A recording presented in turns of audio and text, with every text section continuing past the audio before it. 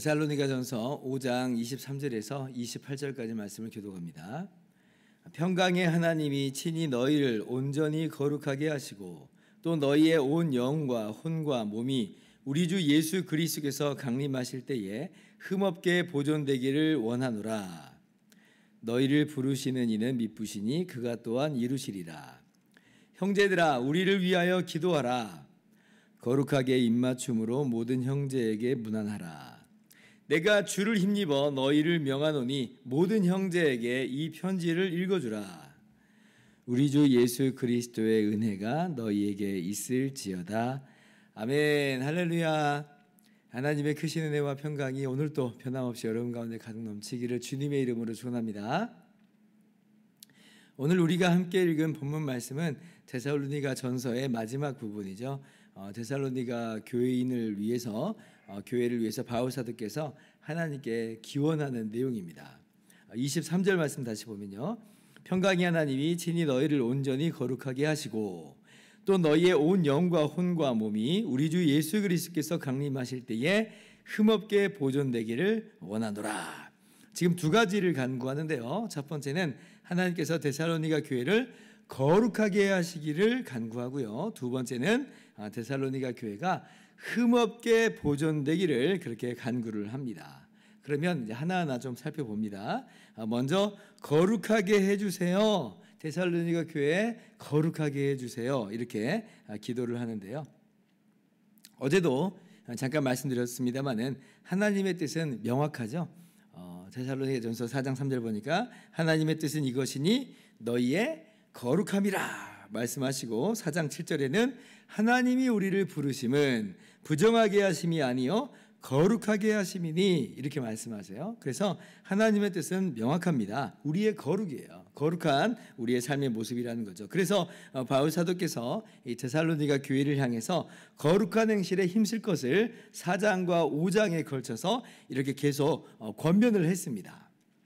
아니 그러면 데살로니가 교회를 향해서 거룩한 행실에 힘써라 그렇게 했는데 왜 하나님께 지금은 데살로니가 교회를 거룩하게 해주십시오 이렇게 또 기도하는가? 아니 데살로니가 교회 보고 거룩하게 살라고 그렇게 말하면 되는 거 아닌가? 우리가 이렇게 생각을 하는데요, 오늘 말씀 보니까 그렇지 않다는 거죠. 물론 데살로니가 교회가 거룩한 행실에 힘써야 되는 부분이 있고 또 어떤 부분이 있어야 된다는 거예요. 하나님께서 데살로니가 교회를 거룩하게 하시는 그 역사가 있어야 된다라고 하는 거예요. 그래서 우리가 오늘 말씀을 통해서 우리 성도에게 있어서 우리의 거룩한 삶이라고 하는 것은 우리만 하는 것이 아니라고 하는 걸 깨닫게 됩니다. 우리도 하는 거지만 그러나 하나님께서 함께 일하시는 사역이 바로 거룩하게 하시는 사역이다라고 하는 거예요. 즉 하나님께서는 우리 보고 니들 거룩하게 살아야 돼 라고 그렇게 말씀만 주신 게 아니라 우리로 거룩하게 하시는 그 역사로서 우리와 함께 일하세요. 함께 일하십니다. 우리 믿는 자 안에 성령께서 함께 거하시잖아요. 그런데 그 성령이라고 하는 이 단어의 말의 뜻도 사실 그렇습니다. 거룩하신 영이다 라고 하는 뜻도 되지만 특별히 이것이 어떤 의미를 함께 담고 있냐면 우리를 거룩하게 하시는 영이다 이런 뜻도 담고 있어요. 그러니까 하나님의 영이 어떤 일을 하시는지를 말씀해 주시는 거죠. 하나님의 영이 어떤 일을 하세요? 우리를 거룩하게 하시는 그런 사역을 하시는 거예요. 그래서 성령께서 우리 안에 내주하셔서 우리를 예수 그리스도께 접붙이심으로 예수님과 하나 되게 하심으로 이미 거룩하게 하셨고, 그리고 날마다 머리 대신 예수님을 닮아가도록 하시는 역사를 한다는 거예요. 성령의 열매 맺는 역사를 하신다는 거죠.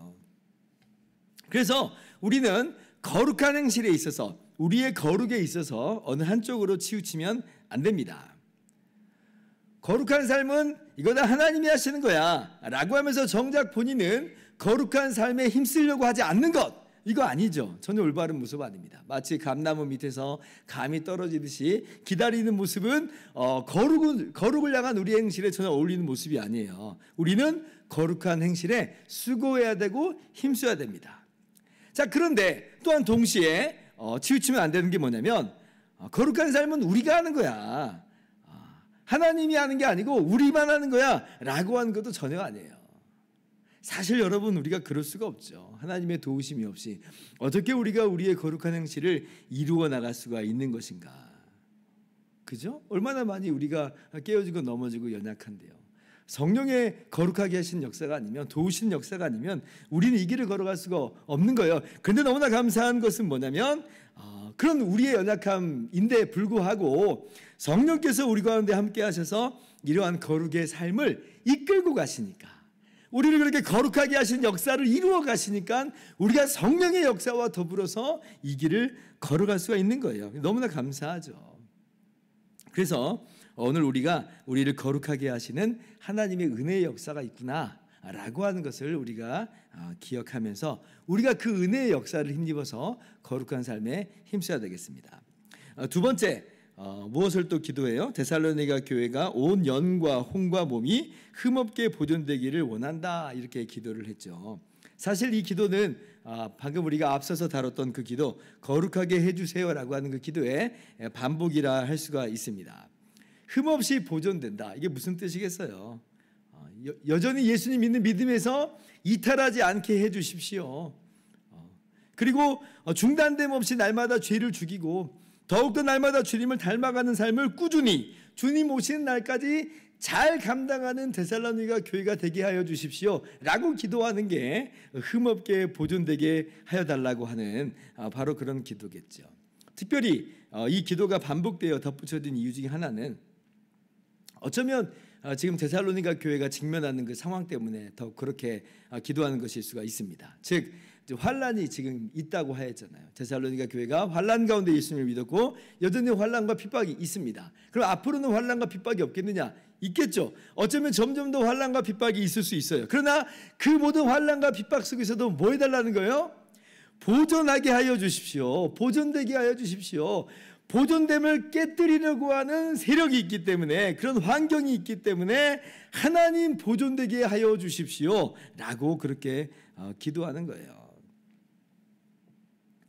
특별히 지금 영과 혼과 몸이 또 보존되게 해달라고 하는데, 몸까지 보존되게 하여 달라고 하는 이 기도는 어떤 의미겠느냐 생각해 볼 때, 이런 환난과 핍박 속에서 죽임까지 당하지 않도록 지켜달라고 하는 그런 기도일 수도 있겠습니다만은, 그러나 흠없게 보존되게 하여 주십시오라고 하는 그런 표현에서 볼 수 있듯이, 아마도 이제 몸에 짓는 죄를 피할 수 있도록 간구하는 그 내용도 담아내고 있다 할 수가 있습니다. 그러니까 환난으로만 보존되는 게 아니라 유혹에 있어서도 정말 보존돼야 돼요. 보존돼야 돼. 흠없게 보존돼야 돼요.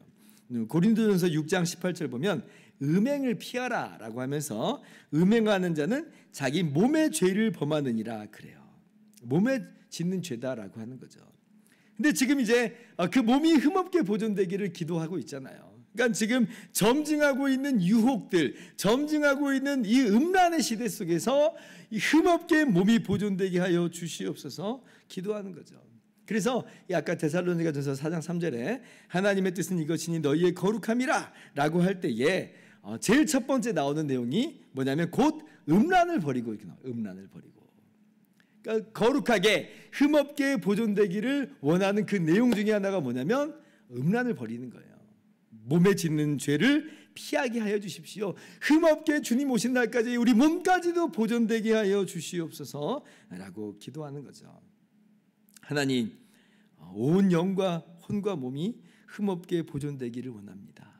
환난이 많고 핍박이 있고 유혹이 너무 거센데 주님 오시는 날까지 우리가 흠없게 그렇게 보존되기를 원합니다. 이 바울 사도의 이 기도의 내용을, 이 간구의 내용을 우리가 마음속 깊이 새길 수 있어야 되고, 그리고 이러한 기도로서 우리가 함께 나아가야 될 것입니다.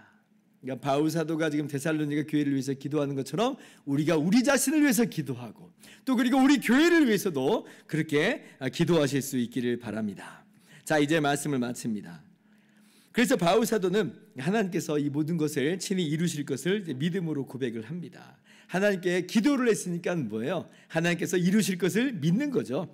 24절 말씀 보니까 너희를 부르시는 이는 미쁘시니 그가 또한 이루시리라. 그러니까 우리는 이것이 될지 안 될지 모르는 상황 속에서 불안과 염려 속에서 기도하는 게 아니라 하나님을 알기 때문에 그 하나님을 믿음으로 기도하는 거예요. 하나님 어떤 분입니까? 하나님은 미쁘신 하나님이다. 하나님은 신실하시다 이 말이죠. 믿으실 만하다 이런 말입니다. 하나님은 반드시 약속을 지키시는 하나님이다 라고 하는 거예요. 하나님께서 영원전에 우리를 택하셨습니다. 그리고 우리를 예수 그리스도의 십자가로 부르셨어요. 그렇다면 하나님의 계획대로 앞으로 완전히 완성되게 될 것이에요. 즉 우리가 거룩하게 될 것이고 우리는 흠없게 보존되게 될 것입니다. 하나님이 영원전에 그렇게 계획하셨고 그렇게 우리를 부르셨고 예수 그리스도 안에서 우리를 구원하여 내셨기 때문에 주님의 날까지 하나님이 친히 이루실 것이에요.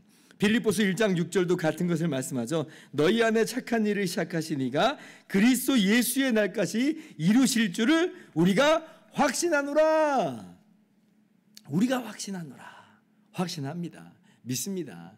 우리가 그렇기 때문에 오늘 또 기쁨으로 담대히 이 거룩한 이 행실로서 힘써 나아갈 수가 있는 거예요. 왜냐하면 하나님께서 이 거룩하게 하신 일을 함께 이루시고 그리고 반드시 그렇게 이루시고야 말 것이기 때문에 우리는 확신을 가지고 오늘의 한 걸음을 기쁨으로 나아갈 수가 있는 것이죠. 그러므로 오늘 우리가 낙심하지 말고요. 우리가 좌절하지 말고 우리가 때때로는 우리 연약함 때문에 실망하고 한숨 쉬고 눈물 짓기도 하지만 우리가 주저앉지 말고요. 이루실 하나님을 믿음으로써 믿으신 하나님을 신뢰함으로써 오늘도 기도하면서 그리고 그렇게 힘써 거룩의 삶에 매진하는 저와 여러분 모두 되기를 주님의 이름으로 축원합니다. 기도하겠습니다.